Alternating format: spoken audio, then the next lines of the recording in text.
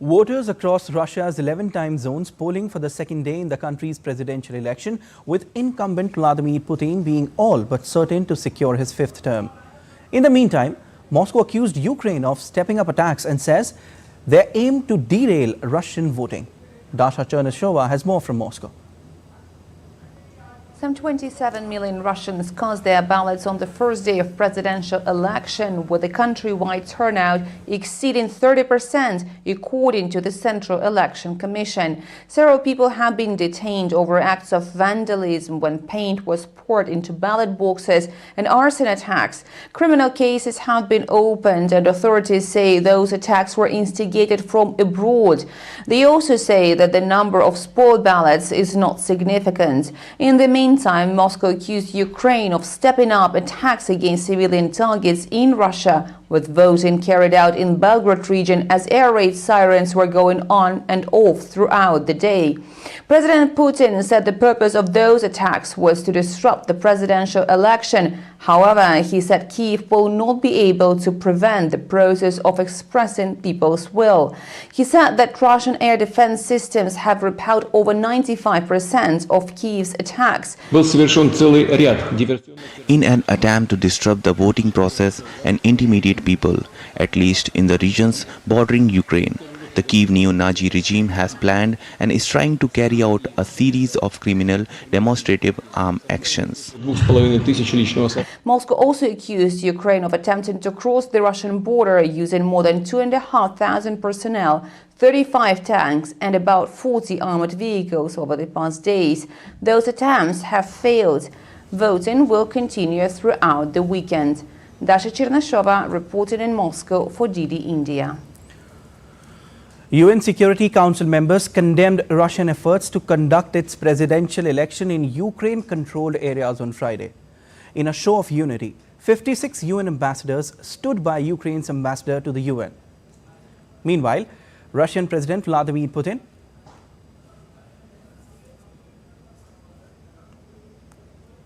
accused Ukraine of trying to disrupt a Russian presidential election and said Moscow would punish Kyiv for its latest attacks. The first of 3 days of voting was marked by disruptions, including dye being poured into ballot boxes and cyber attacks. While some European Union member states are reportedly against the bloc using profits from frozen Russian assets in the West to buy weapons for Ukraine, the European Commission President Ursula von der Leyen suggested the idea a few weeks ago. And it's likely to be front and center on the agenda when the heads of the 27-nation bloc meet in Brussels next week. Ishan Garg has more. Hungary, Slovakia, Malta and Luxembourg are among countries reportedly against using money from frozen Russian assets to buy weapons. Hungary and Slovakia are considered closest to Russia in the European Union, while Malta and Luxembourg could be against the idea due to their commitment to neutrality. Now, EU heads of states had previously agreed to use profits from Russian assets to rebuild Ukraine, but after Commission President Ursula von der Leyen suggested using the money to buy weapons to defend Ukraine instead, cracks are emerging within the bloc. The bloc's top diplomat, Josep Borrell, says stopping the immediate destruction of Ukraine is more crucial than the eventual reconstruction of the country. Analysts expect there could be some agreement on the best way to utilize the funds down the line, but it may now not happen in the European Council meeting next week when the heads of state meet in Brussels. There are expectations, though, that the leaders might call for the money from the assets to be used for a common defense fund that could potentially be used to buy ammunition for Ukraine. But the possible purchase of more deadly arms is a divisive issue. Smaller members of the bloc are hesitant to be seen as direct contributors to the war against Moscow. Russian assets worth about 250 to 300 billion euros are frozen in the West. About 70% are held here in Brussels. A central securities clearing company called Euroclear holds them. Officials estimate that the total assets could generate up to 20 billion euros in profits by 2027. About 3 to 4 billion euros could be available as soon as this year. Across the pond, though, in the United States, there is a push to get the EU to seize all of the frozen Russian assets instead of just the profits.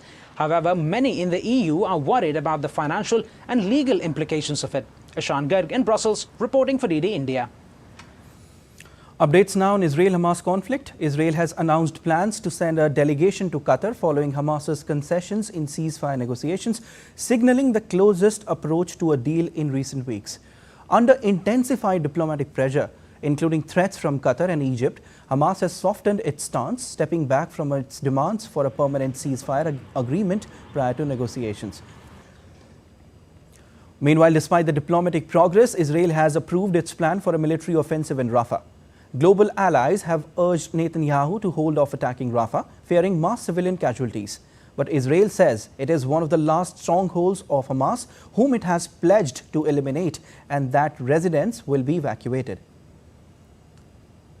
We can't support a major offensive in Rafah that doesn't also include a credible, achievable, executable plan to take care for the safety and security of the more than 1 million Gazans that are seeking refuge in Rafah. To move in right now in a major way without a proper accounting for all those people would, as we've said, be a disaster. And so we're going to keep talking to the Israelis about this. Again, if they've got that plan, we certainly would welcome the opportunity to see it. United Nations spokesman Stephen Dujarric has said the consequences of an Israeli ground operation in Rafah would be catastrophic for the people of Gaza and the humanitarian situation. I think the consequences of a ground operation in Rafah in the current circumstances would be catastrophic for the people of Gaza, for the Palestinians. It would be catastrophic for the humanitarian situation.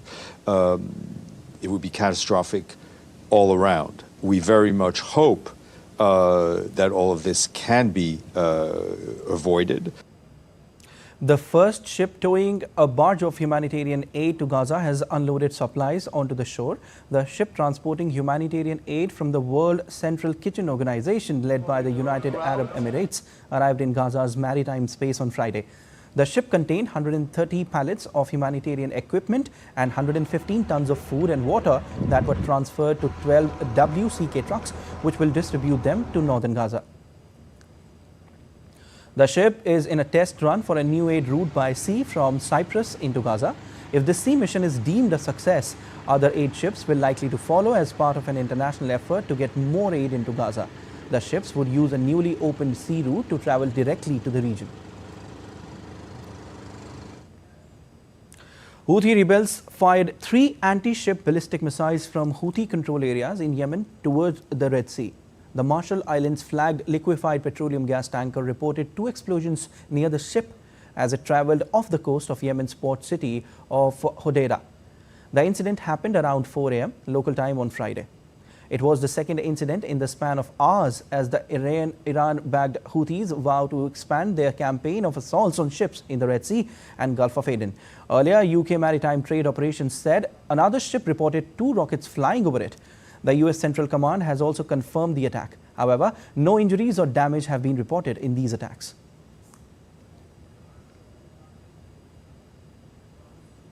And 12 people have been sentenced to jail terms of up to almost 7 years by a Hong Kong court in 2019 high-profile rioting case.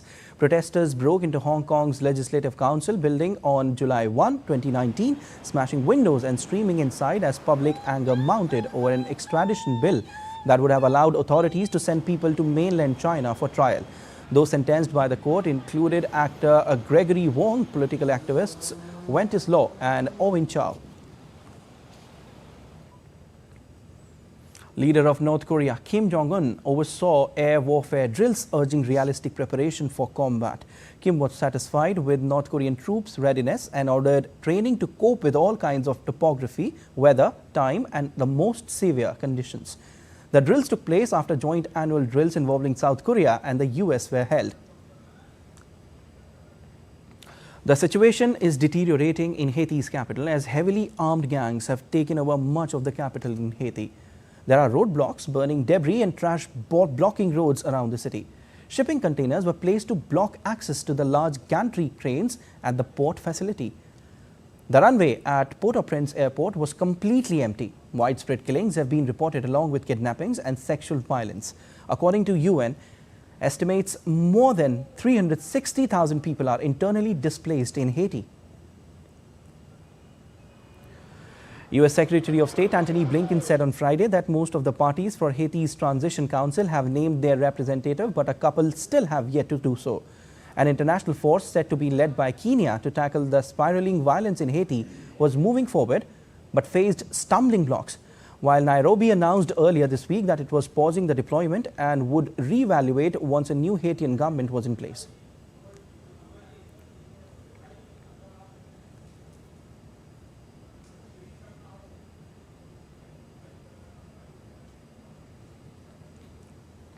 All right, let's take a look at other stories from around the world. Germany agreed to a new European Union law to cut packaging waste and ban single-use plastics in Brussels on Friday. The law aims to help the German packaging industry, the labeling industry, and all 27 EU members to make significant progress in using reusable packaging and dealing with plastic waste. At least 3 people were killed and many injured as a tornado ripped through the U.S. states of Indiana and Ohio, leveling homes and businesses in the path. 3 deaths were reported in Ohio's Logan County after the tornado touched down in rural area in the early evening. Yeah, it's bad. Oh, I could see it. Mexicans sprawled out on mats and pillows to take a mass nap under the shadow of the iconic Revolution Monument in Mexico City to mark World Sleep Day. The mass nap, organized by the Mexico City government, aimed to raise awareness about the importance of adequate sleep and drew more than 300 people eager to get some shut-eye.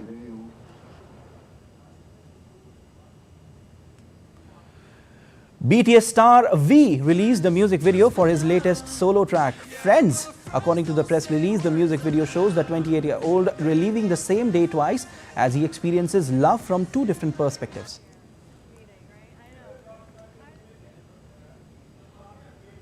And still to come on this edition of DD India Live. Indian Navy responds to another hijacking bid off Somali coast. On this National Vaccination Day, let us pledge to protect lives through vaccination. Defending champions Manchester City will play record winners Real Madrid in the Champions League quarterfinals.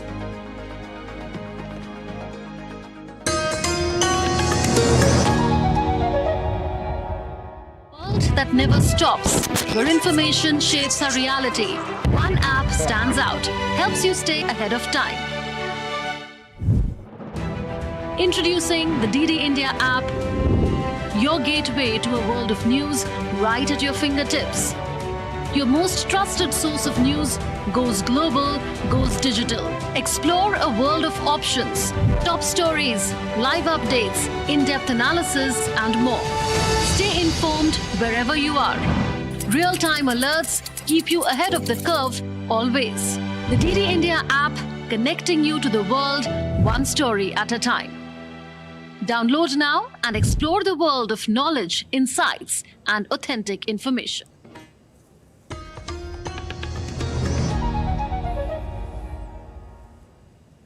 You're watching DD India Live. I am Siddharth Bharadwaj. India opposed the establishment of a post of envoy on the special religion at United Nations, stressing on the time to acknowledge the prevalence of religiophobia rather than just single out one. India's representative to UN, Ruchira Kamboj, said, "It is crucial to maintain stance above such religious concerns, which has potential to fragment us rather than unite us." We are in principle opposed to the creation of the post of a special envoy on the basis of a special religion. We trust that the resolution adopted today does not establish a precedent that could result in numerous resolutions centered on phobias tied to specific religions, potentially dividing the United Nations into religious camps. It is crucial for the United Nations to maintain its stance above such religious concerns which have the potential to fragment us rather than unite us under the banner of peace and harmony, embracing the world as one global family. Speaking at the session, she also highlighted the importance of giving equal respect to all religions. At the heart of this ethos is our principle of Sarva Dharma Sambhava, encapsulating Indian secularism and affirming the inherent goodness of all religions, each deserving of equal respect. This principle isn't merely a facet of our culture, it is firmly enshrined within the Constitution of India. She also reiterated that India is a proud champion of pluralism. India, as a proud champion of pluralism, firmly upholds the principle of equal protection and promotion of all religions and all faiths. Our rich history as a pluralistic and democratic nation embracing diverse religions has long served as a refuge for those persecuted for their faith. Whether Zoroastrians, Buddhists, Jews, or adherents of any other belief, they have consistently found in India a sanctuary free from persecution or discrimination. And as the poll season heats up in India, the Election Commission is set to announce the schedule for the country's general elections today, heralding the country's biggest festival of democracy. Here's a report. In the world's largest democracy, a nation brimming with vibrant cultures and traditions, anticipation surges as India readies itself for the forthcoming general elections. Every 5 years, millions of Indians exercise their fundamental right to vote, this time to elect members to the 18th Lok Sabha, the lower house of the Indian Parliament. Saturday will witness the Election Commission of India unveiling the schedule for the Lok Sabha polls, representing a pivotal moment in the democratic process. First, let's take a closer look at India's 543 parliamentary constituencies are elected directly by eligible voters. A majority of at least 272 seats in the Lok Sabha is required to form a government. India's northern Indian state of Uttar Pradesh has the maximum number of Lok Sabha constituencies, 80. Ladakh is India's largest Lok Sabha constituency by area, while Delhi's Chandni Chowk is the smallest. Now let's take an overview of the voting and counting process. India's democratic system is founded on universal adult suffrage. India allows citizens over 18 to vote regardless of caste, creed, religion or gender. India boasts the world's largest electorate with 960 million registered for the upcoming general elections. Electoral rolls are prepared by official enumerators appointed by the Election Commission. 5 million plus polling personnel and civil police forces form the task force for conducting countrywide general elections. Polling occurs on varying days across constituencies to uphold law and order and ensure voting fairness. EVM voting at polling stations open for a minimum of 8 hours on election day. Voters, including members of the armed forces, are permitted to vote by post. Election Commission appoints observers to ensure fair campaigns and voter freedom. Special election expenditure observers monitor campaign spending. Votes are counted under the supervision of the returning officers. Winning candidate with most votes is declared winner by the returning officer.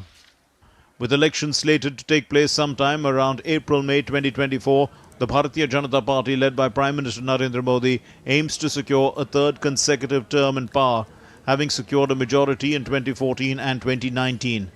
Meanwhile, the India Alliance, led by the Indian National Congress, faces uncertainty as their partners struggle to reach a consensus on seat sharing. Mihir Maikuri, DD India. Committed for its maritime security, the Indian Navy has once again responded to another hijacking bid off Somali coast. Indian Navy's deployed a warship responding to a piracy attack on MV Abdullah, a Bangladeshi flagged vessel en route from Mozambique to the United Arab Emirates. As soon as the Indian Navy was informed about the piracy attempt, a long-range patrol aircraft was deployed to locate the ship. The mission-deployed warship on maritime security operations, which had also been diverted, intercepted the hijacked MV on the morning of 14th of March. The safety of the MV's crew, held hostage by the armed pirates, was ascertained, and the warship continued to maintain in close vicinity of the MV till its arrival in the territorial waters of Somalia. Indian Navy successfully prevented Somali pirates from utilizing the ex-MV Ruin vessel for acts of piracy on the high seas. The vessel that was hijacked by Somali pirates on Thursday was thwarted by the Navy warship on the next day. During the interception, the Ruin reportedly opened fire on the Indian Navy warship, prompting a response from naval officials. More than 10 million households in India have registered for the solar rooftop scheme PM Surya Ghar Muft Bijli Yojana, a government's initiative for free electricity in less than a month of its launch. The Indian government announces the PM Surya Ghar scheme, which is a rooftop solar program, on February 1st in the interim budget. The project aims to light up 10 million households by providing up to 300 units of free electricity every month. To popularize this scheme at the grassroots, urban local bodies and panchayats are also incentivized to promote rooftop solar systems in their jurisdictions.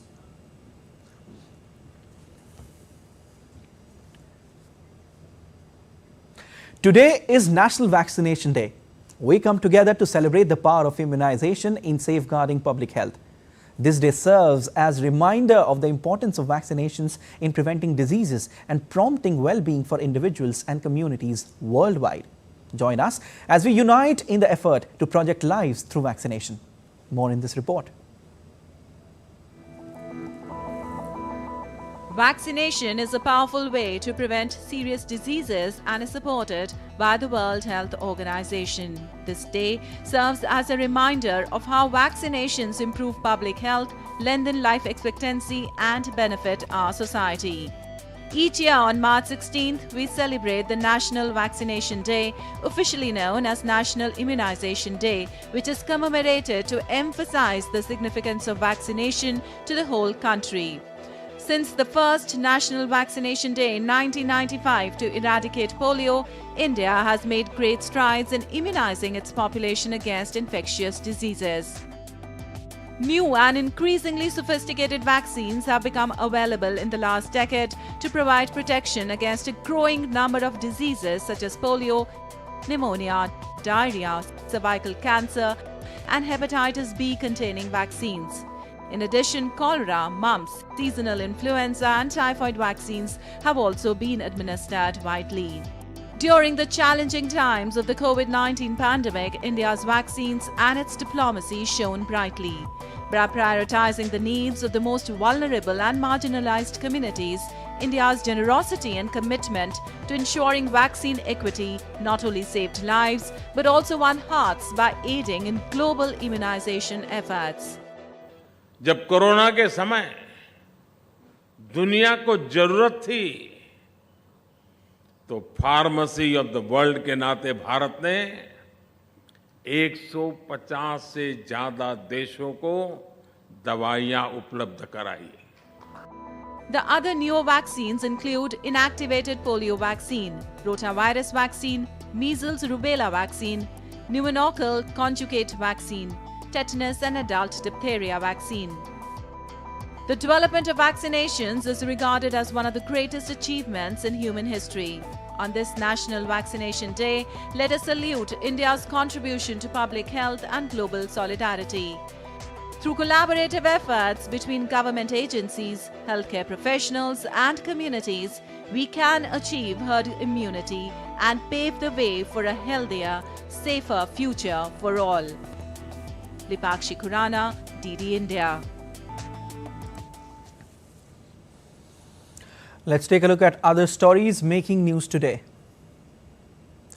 Delhi's Rouse Avenue Court granted bail to Delhi Chief Minister Arvind Kejriwal on a bail bond of Rs 15,000 and a surety of Rs 100,000. The CM appeared before the court following a summons issued to him by the court on the basis of 2 complaints of Enforcement Directorate for non-compliance of summons in connection with the Delhi excise policy case.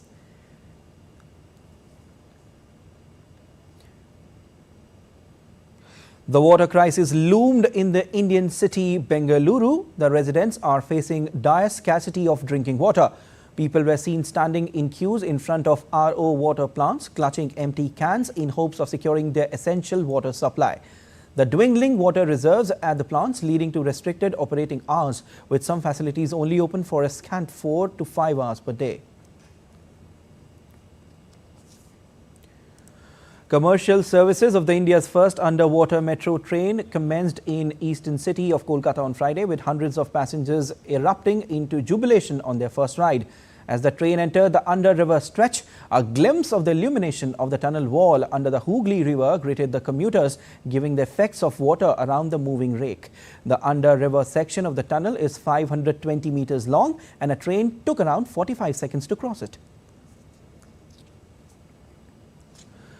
India's Prime Minister Narendra Modi today addressed a public meeting in southern Indian city of Nagarkurnool of Telangana ahead of general election. He urged people to vote for the development of the state and the nation as well.